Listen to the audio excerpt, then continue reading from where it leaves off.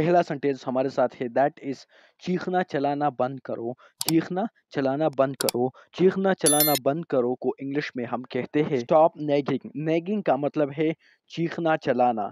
चीखना चलाना बंद करो इसकी अंग्रेजी हमारे साथ है स्टॉप नेगिंग। नेगिंग का मतलब है चीखना चलाना।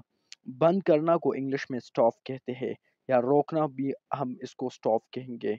स्टॉप नेगिंग, चीखना चलाना बंद करो। चीखना चलाना बंद करो इसकी अंग्रेजी है स्टॉप नेगिंग। अगला सेंटेंस हमारे साथ है दैट इज ये कोई बड़ी बात नहीं है। ये कोई बड़ी बात नहीं है। ये कोई बड़ी बात नहीं है इसकी अंग्रेजी हमारे साथ है it is not a big deal. It is not a big deal. ये कोई बड़ी बात नहीं है। ये कोई बड़ी बात नहीं है इसकी इंग्लिश हमारे साथ है it is not a big deal. Big deal का मतलब है बड़ा, बड़ी बात जो है इसको हम अंग्रेजी में बिग डील कहेंगे। ये बड़ा ताल्लुक। ये कोई ये बड़ी बात नहीं है। It is not a big deal. Next sentence we have that is मैं इससे तक चुका हूँ। मैं इससे तक चुका हूँ। मैं इससे तक चुका हूँ इसकी अंग्रेजी हमारे साथ है I am tired of this. I am tired of this. I am tired of this. Tired का मतलब है यहाँ पर थर्ड फॉर्म आया है चुका हूँ। मैं इससे थक चुका हूँ। I am tired of this. मैं इससे थक चुका हूँ। I am tired of this. अगला सेंटेंस हमारे साथ है दैट इज मुझे मजबूर ना करो। मुझे मजबूर ना करो। मुझे मजबूर ना करो इंग्लिश हमारे साथ है डोंट पुश मी। पुश का मतलब है मजबूर। यहाँ पर इसका मतलब जो है वो मजबूर है। मुझे मजबूर ना करो। Don't push me. Don't push मी। मुझे मजबूर ना करो कि अंग्रेजी हमारे साथ है don't push me. Don't push मी का उर्दू मीनिंग हमारे साथ है मुझे मजबूर ना करो। मुझे मजबूर ना करो। Don't push me. Next sentence we have that is आओ उसे सुकून से हल करे। आओ उसे सुकून से हल करे। आओ उसे सुकून से हल करे कि अंग्रेजी हमारे साथ है let's solve this calmly. Calmly का मतलब है सुकून से। सॉल्व का मतलब है हल करना। लेट्स का मतलब है आओ या चलो भी आप इसकी जगह पर यूज कर सकते हैं। चलो उसे सुकून से हल करें इस तरह भी आप बोल सकते हो, और आओ उसे सुकून से या इसे सुकून से हल करें। Let's solve this calmly. Calmly का मतलब है सुकून से। अगला सेंटेंस हमारे साथ है दैट इज मैं समझने की कोशिश कर रहा हूँ। मैं समझने की कोशिश कर रहा हूँ। मैं समझने की कोशिश कर रहा हूँ इसकी इंग्लिश मीनिंग हमारे साथ है that is I am trying to understand. Understand का मतलब समझना है और ट्राइंग का मतलब कोशिश है। मैं समझने की कोशिश कर रहा हूँ। I am trying to understand. I am trying to understand. मैं समझने की कोशिश कर रहा हूँ इसकी इंग्लिश हमारे साथ है I am trying to understand. Trying का मतलब है कोशिश करना और अंडरस्टैंड का मतलब समझना है। Next sentence we have that is बस मुझे अकेला छोड़ दो। बस मुझे अकेला छोड़ दो। बस मुझे अकेला छोड़ दो। अकेला, बस मुझे अकेला छोड़ दो इसकी अंग्रेजी हमारे साथ है just leave me alone. Alone का मतलब अकेला है और लीव को उर्दू में छोड़ना कहते हैं। बस मुझे अकेला छोड़ दो। लीव का मतलब है छोड़ना और एलोन का मतलब है अकेला। जस्ट का मतलब है बस, सिर्फ आप इस तरह बोल सकते हैं मी, मुझे या मैं, मेरे को। बस मुझे अकेला छोड़ दो। Just leave me alone. Next जो सेंटेंस हमारे साथ है दैट इज मैंने ये नहीं कहा था। मैंने ये नहीं कहा था। मैंने नहीं ये नहीं कहा था इसकी इंग्लिश हमारे साथ है that is that's not what I said. That's not what I said. मैंने ये नहीं कहा था। मैंने ये नहीं कहा था इसकी अंग्रेजी हमारे साथ है that's not what I said. मतलब ये बात गलत है, मैंने ये नहीं कहा था। That's not what I said. Sentence we have that is बात काटना बंद करो। बात काटना बंद करो। बात काटना बंद करो। बात काटना बंद करो इसकी अंग्रेजी हमारे साथ है English is that stop interrupting. Interrupting का मतलब है काटना, बात को काटना। बात काटना बंद करो इसकी अंग्रेजी हमारे साथ है इंग्लिश में आप कुछ इस तरह बोल सकते हो स्टॉप इंटरप्टिंग। इंटरप्टिंग का मतलब है मुदाखलत करना। बात काटना बंद करो मतलब मेरा बात मत काटो।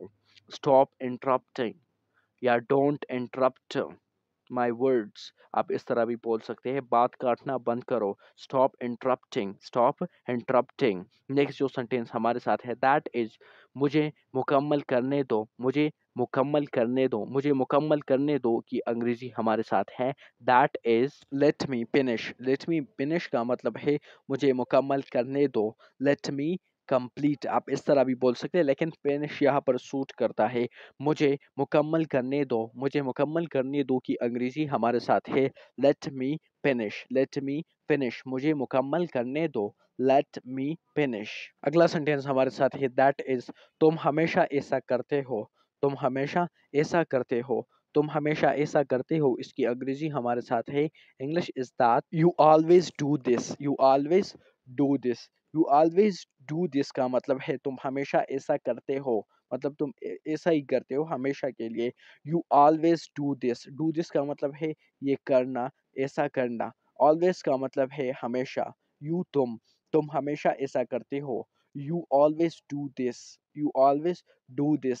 नेक्स्ट जो सेंटेंस हमारे साथ है दैट इज, ये मददगार नहीं है, ये मददगार नहीं है, ये मददगार नहीं है। इसकी अंग्रेजी हमारे साथ है this is not helping, this isn't helping. आप टग क्वेश्चन भी शॉर्ट फॉर्म में इस तरह बोल सकते हो, ये मददगार नहीं है, दिस इज नॉट या this isn't helping, this isn't helping, ये मददगार नहीं है। Sentence we have that is, अब बस करो, अब बस करो, अब बस करो की इंग्लिश हमारे साथ है that is that's enough, that's enough. Enough का मतलब काफी, बस।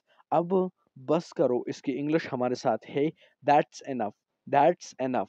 नेक्स्ट जो हमारे साथ सेंटेंस है दैट इज, हल पर तवज्जो देते हैं, हल पर तवज्जो देते हैं, हल पर तवज्जो देते हैं। इसकी अंग्रेजी हमारे साथ है let's focus on the solution, let's focus on the solution. हल पर तवज्जो देते हैं, हल पर तवज्जो देते हैं। इसकी अंग्रेजी हमारे साथ है let's focus on the solution, let's focus on the solution. हल पर तवज्जो देते हैं, हल का मतलब है सोल्यूशन, तवज्जो को हम इंग्लिश में फोकस कहते हैं। Next we have that is, उसे मज़ीद ख़राब मत करो, उसे मज़ीद ख़राब मत करो, उसे मज़ीद ख़राब मत करो। इसकी अंग्रेज़ी हमारे साथ है that is don't make it worse. Worse का मतलब है ख़राब, वर्ड्स का मतलब है ख़राब, डोंट का मतलब मत करना।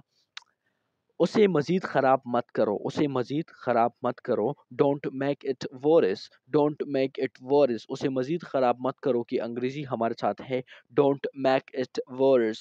नेक्स्ट जो हमारे साथ है दैट इज़, मुझे तुमसे बेहतर उम्मीद थी, मुझे तुमसे बेहतर उम्मीद थी। एक्सपेक्टेड का मतलब है उम्मीद थी, ये पास्ट फॉर्म आया है यहाँ पर। मुझे तुमसे बेहतर उम्मीद थी, मुझे तुमसे बेहतर उम्मीद थी। इसकी अंग्रेज़ी हमारे साथ है I expected better, I expected better. Expected का मतलब है उम्मीद थी, मुझे तुमसे बेहतर उम्मीद थी। आई एक्सपेक्टेड बेटर, बेटर का मतलब है बेहतर। मैं बहस नहीं कर रहा, मैं बहस नहीं कर रहा, मैं बहस नहीं कर रहा। इसकी अंग्रेजी हमारे साथ है, बहस को इंग्लिश में आर्गुइंग कहते हैं, आर्ग्यूइंग कहते हैं।